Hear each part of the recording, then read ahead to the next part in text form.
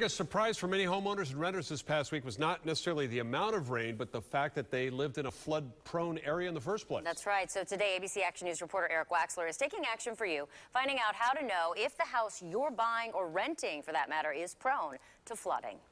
I hate to say it, but I'm actually asking for a little bit of rain to wash it all away.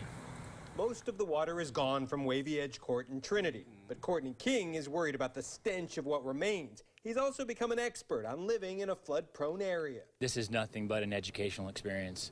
You learn real quickly what you need to do and how to get prepared. Whether you're buying or renting, Realtor Greg Armstrong says there are steps you can take to protect yourself from going through this. First off, he says check county records. They will have extensive lists of addresses that have flooded, but a little detective work is even better.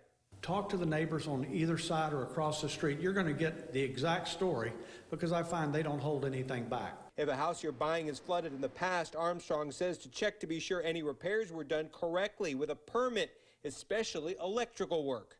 6 to 9 months after a flood, the biggest risk is fire, because when those electrical outlets and those electrical wires get wet, they get damaged. And that corrosion doesn't necessarily happen day one, it happens over time. Check around the baseboards for mold that may have just been painted over. And Armstrong says realtors or landlords have an obligation to tell you if a house has flooded in the past. But they don't have to tell you if flooding might happen or if the streets around the property flood. Meanwhile, King is glad to see things drying out on his street, but fears he's not done dealing with this problem.